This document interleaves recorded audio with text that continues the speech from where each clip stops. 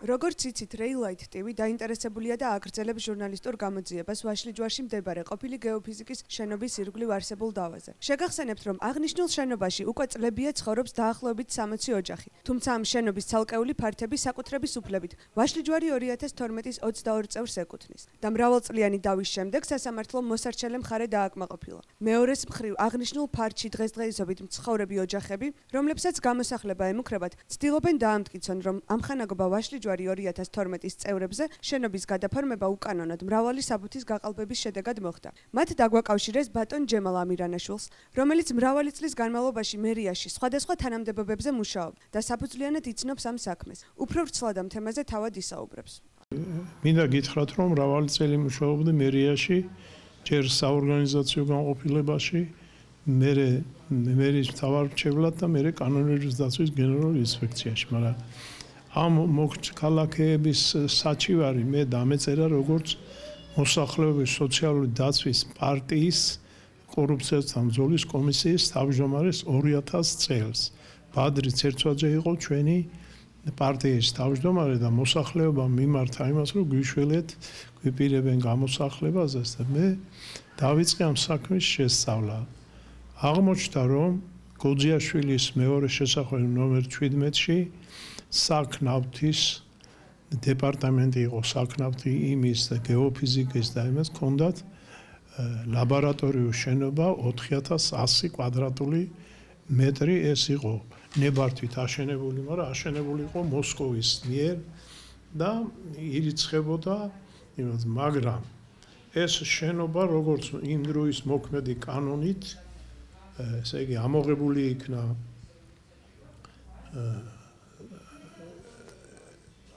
იმიდან როგორც წესი იყო მაშინ თავრობის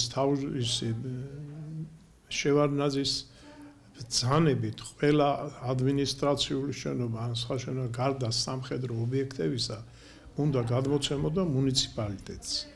ასეთი კანონი იყო. მაგრამ დიდი ობიექტები, რომელიც იყო იმას ქონების მართვის სამინისტრო თვითონ აწარმოებდა იმას. აგერ მაგ ქონების მართვის სამინისტრო ეს შენობა ამოიღო იმის საწესდებო კაპიტალიდან და გაიტანა აუქციონზე. აუქციონი გამოქვეყნდა 86 წლის 6 ივნის აგერ არის გაზეთში მთელი პირობები. ეს შენობა შეეძლო ეყიდა უცხოელებს, შეეძლო ერთპიროვნებას, შეეძლო ისეთ და მაგრამ შენიშვნაში ეწერა, რომ თუ კოლექტივი შექმნის ამხანაგობას და დააპირებს ამის შესყიდვას, თანახმა იყო სამინისტრო, რომ მიეცა კოლექტივისათვის. ამავე დროს აქ პირობები იყო, რომ ეს ლაბორატორიის შენობას უნდა გაეგზელებია ის უფლებები, რაც მას ჰქონდა, ესე იგი ლაბორატორია უნდა ყოფილიყო. თანაც ვინც შეიძენდა იმას, ესე იგი აქ შეფასებული იყო 171,000 დოლარად და საიჯარო ქირა იყო 17,000-ზე ცოტა მეტი. მეორე დღეს ეს გაზეთში რო გამოქვეყნდა 6 ივნის გურამ სანაძე საქნავთო გეოფიზიკის დირექტორმა შეიტანა განცხადება, რომ ამ შენობას ჩვენ ყიდულობთ კოლექტივის მოსახლეობა ჩვენი სამსახურის და უფლება იმის რაც გამოცხადდა, ესე იგი საკონკურსო პირობებში ყველაფერს შესრულებელი ვართ. რა კი ასეთი პირობა იყო, ეს მიყიდეს იჯარა გამოსყიდვით საქნავთო გეოფიზიკის ესე კოლექტივს. კოლექტივმა ეს არაფრით არ შეასრულა იჯარა გამოსყიდვის პირობები, 1 ცენტიც არ შეუტანია, რის გამოც სამინისტრო შეამოწმა კონტროლის პალატამ და იქ აქტში ჩაიწერა, რომ ამას იქ ბევრია, არ გადაუხდია საიჯარო ქირა. ამის გამო ქონების მართვის სამინისტრომ სპეციალური ბრძანებით აგერ გვაქვს ეს ბრძანებაც 98 წლის 6 აგვისტოს ჩამოართვა ეს ქონება საქნავთო გეოფიზიკას და მესამე მუხში ბრძანებაში ჩაიწერა, რომ ეს ქონება შემოსავალში აიღოს ქონების მართვის თბილისის სამმართველო და გაყიდოს. თბილისის მართვის სამმართველო, ქონების მართვის სამმართველო ორნაირ დაკენდებარებაში იყო. ექვემდებარებოდა თბილისის მერიასა და ქონების მართვის სამინისტროსაც. ამ დროს დამეწერა მე საჭივარი და შევამოწმედა თბილისის ქონების მართვის სამმართველო არ იღებდა ამას შემოსავალში. მიუხედავად არაერთი ჩემი ცდისა ვერ ვაიძულე რომ მიიღოთ შემოსავალში. ახლა მე ვფიქრობდი როცა მერია შემოსავალში მე შეიძლება ამ გაჭირებულ ხალხს რაღაცადი დახმარებოდა ნაწილი ან ბინებად ასე და მაგრამ სახელმწიფოსი თუ იყო მერიას არ ქონდა უფლება.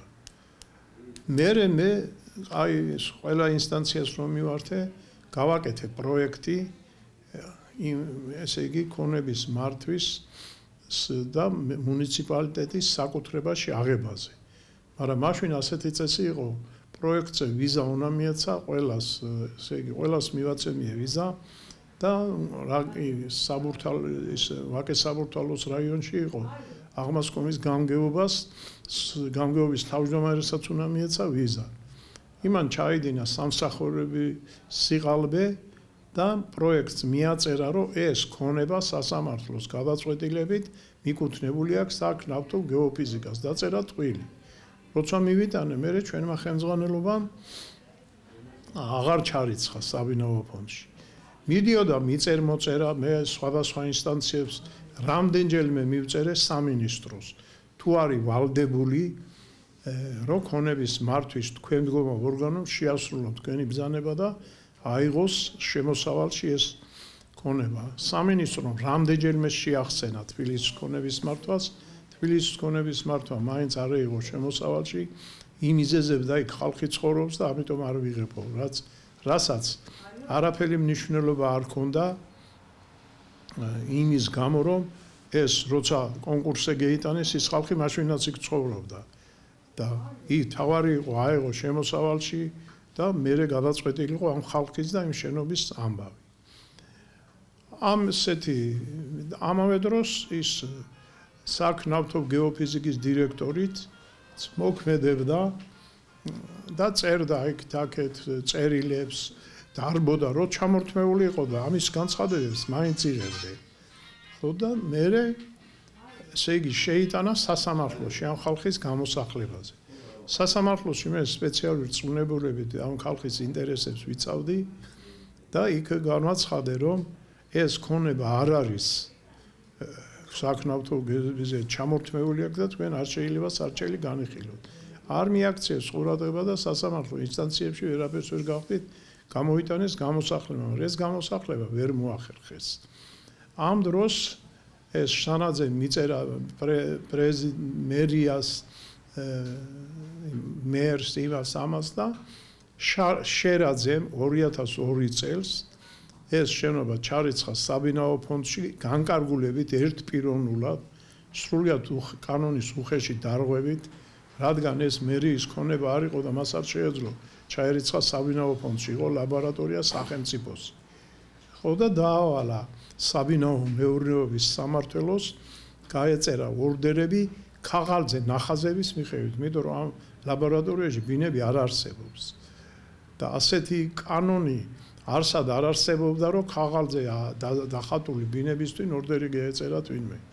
მით უმეტეს შერაძემ არ დაავალა საბინაო მეურნეობის სამმართველოს იქ სპეციალური განყოფილება ჰქონდათ ბინების მიღების აღრიცხვაზე მყოფი ხალხის შესწავლის, რომ ჯერ შეესწავლათ, ესე იგი, ვის რა პირობები ჰქონდათ და იმის მიხედვით მაინც, მაგრამ აგერ ეხლა ესენი იძახოდნენ უბინაო თვარ, აგერ ამაქვს ცნობა ოფიციალური გურამ სანაძეს გამსახურდიას ქუჩაზე, ესე იგი ეკავა 5 სულზე 5 ოთახიანი ბინა და ამას მიცეს 400 თუ 500 კვადრატული ქაღალდზე დახაზული ისა და ეს ცნობა აგერ ამაქვს მეორე აგერ არის კიდე 3 ოთახიანი ბინა ქონდა 4 სულზე და მიცეს ფართები და ასე სხვებსაც ყველას ბინა ქონდა არც ერთი უბინაო არ იყო ამ ხალხმა ჩემი რჩევით როცა სააკაშვილი გახდა საკრებულოს თავმჯდომარე, ცოტა იმედი მიეცათ, ახლა ის ისე გამოდიოდა ხალხის მხარეზე ვითო და მიმართეს განცხადებით. განცხადება დაეწერა მერიაში სამეურნეო კომისია არსებობდა, იყო იმ კომისიის თავმჯდომარე ჯიბრლაძე. ნუ ახლა იმ განცხადებაში რაც ამათმა შეიტანეს, მე ვიყავი მოხსენებული და ყველა მასალა, რაც გამაჩნდა, ყველაფერი გადავეცი და მეც დევეხმარე პროექტის მომზადებაში. მომზადდა პროექტი შერაზის განკარგულების გასაუქმებლად და ეს პროექტიც აგერ ახლა საქმეში მაქვს, მაგრამ იმან კომისიაზე გეიტანა ისე მე აღარ დამასწრო და მიიღო რომ ეს არის სასამართლოს გადაწყვეტილებით იმის საკუთრება გეოფიზიკის და ჩვენ არა გვაქვს უფლება სასამართლოს გადაწყვეტილებაში შევერიო. სასაცილო იყო ეს უცოდინარობის წვერვალი, რომ ის სასამართლოს გადაწყვეტილებაში კი არ ერეოდა პრემიერის უკანონო განკარგულება უნდა გეუქმებია. და სასამართლო იქ სახსენებელი არ იყო, მაგრამ რასაც იტყოდა გურამ სანაძე, იმას უჯერებდნენ. ახლა რატო უჯერებდნენ და არა, ეხლა ეს სხვა საკითხი. როცა გავიგე ეს რომ შერაძემ ესეთი რამე შეიჯინა და ამ საკრებულომაც აღარ განიხილა, მე მივწერე საბინო მეურნეობის სამმართველოს, რომ ეს უკანონოდ არის გაცემული და შეაჩერეთ, ვიდრე გაუქმდებოდეს ორდერების გაწერა. და საკრებულოს კომისიის თავმჯდომარემ კი მიწერა, რომ ხალხი ცოდვა არის, უბინაოდ არიან და გაეცით ორდერებიო. და საბინო მეურნეობის სამმართველომ გასცა 22 ორდერი. აქედან საქნავთო გეოფიზიკის თანამშრომელი 3 არ იყო. და აიღეს ორდერები, მაგრამ მანამ მომხდარა, რაც ჩვენ არ ვიცოდით მოგვიანებამდე, თაღლითური გზით, ესე იგი სანაძემ ნოტარიუსში გააფორმა ბინების ჩუქება. რო ვითომ ეს ბინები და ამ ნოტარიუსის დამოწმებულ ქაღალდებში ყველგან წერია, რომ არის ბინების სახელმწიფო საკუთრება.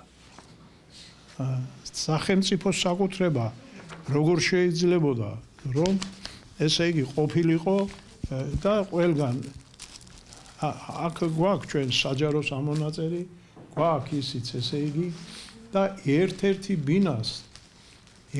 ბინას აქ ამაქვს საბუთი ისიც ის რა ქვია მახარაძე ჩუქნის სანაძემ თავის თავზე ვერ უჩიქა. იგივე სასამართლოს გადაწყვეტილება აქვს იმას გურამ სანაძეს.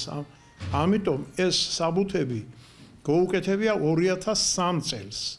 ესე იგი ვიდრე ის გაუქმდებოდა. მერე როცა ესენი ცნობილი არ იყო, საჯარო რეესტრში გაატარეს ეს შენობა და მიწის ნაკვეთიც, როგორც სახელმწიფო საკუთრება პირველად, მაგრამ მერე ნოტარიუსის ამ ხელშეკრულების საფუძველზე პიროვნებებზე გაატარეს ყველა ბინა. მე როცა ესე იგი მერიაში ახალი მერი მოვიდა ჭიაბერაშვილი, იმან მე დამნიშნა თავის მთავარჩევლად და მერე იქ ხარ საჭირო და გადამიყვანა კანონიერების დაცვის გენერალურ ინსპექციაში. ვისარგებლე შემთხვევით, რომ ჭიაბერაშვილი კარგი მერი იყო და ამ სიგნობებს ვერ გახდებოდნენ და დაუწერეთ ადმინისტრაციული საჩივარი. ადმინისტრაციული საჩივარი მე მომამზადე, კანონიერების დაცვის გენერალური ინსპექცია მოაწერა ხელი, მიიღო ადმინისტრაციულისა და 2005 წელს გააუქმა შერაზის განკარგულება. მაგრამ განკარგულება რო გაუქმდა, იმათ ესე იგი საჯარო რეესტრში უნდა გაუქმებულიყო იმ ხალხსაც აღრიცხვა. მაგრამ საჯარო რეესტრმა ამ ხელშეკრულების ნოტარიუსის დამოწმებული გამო და იმის გამო არ გააუქმა და იმ ხალხმა განცხადება შეიტანეს ესე იგი მერის მიერ მიღებული განკარგულების გაუქმებაზე. წესით ესე იგი ჩვენ მივწერეთ საჯარო რეესტრო გააუქმებინა ეს განკარგულება, ეს შენობა უნდა დარჩენილიყო სახელმწიფო საკუთრებაში. მაგრამ არ ასრულებდნენ. ამის გამო უჩივლეთ საჯარო რეესტრს სასამართლოში. მე სასამართლოში იურისტი რომ მივიდა, იურისტებიც უჭერდნენ ხარს ჩემ წინააღმდეგ იმა. იურისტი მივიდა და სასამართლოზე რო იხილებოდა საქმე, განაცხადა რომ იმათო შეტანილი აქო განკარგულების გაუქმებაზე მერის და ვიზდრის არ გადაწყდება, შეაჩერეთ საქმის განხილვაო. ესეთი განცხადება იურისტს არ უნდა გაკეთებდეს, მერის ინტერესების შეჩერება მოითხოვა. გავიდა მე საკმაო ხანი და მე ეს უკვე მე აღარ ვიცოდი, მე 2008 წლის აგვისტოს 8-მდე მუშაობდი მერიაში და თურმე მოსულა აგერ არის ჩემო ძვირფასებო ერთი ისა საღოთარი დადგენილება მაჭავარიანის.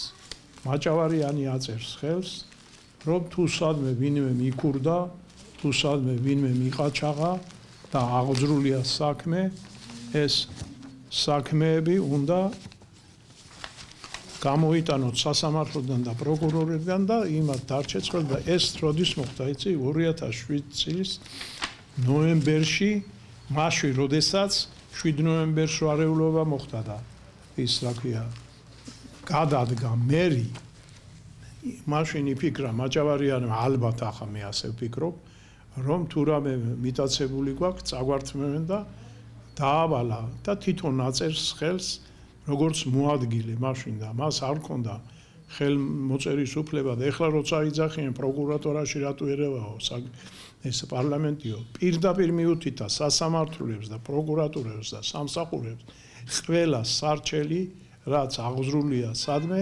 გამოიტანეთ და იმ ხალხს დარჩეს ის ქონება.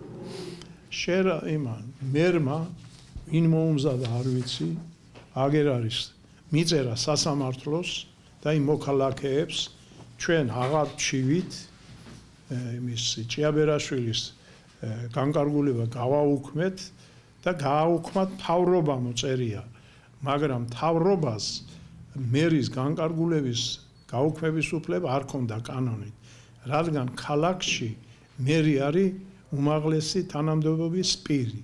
მის მიღებული განკარგულება უნდა გაეუქმებინა წესით, თუ გასაუქმებელი იყო მერს და არა მთავრობას.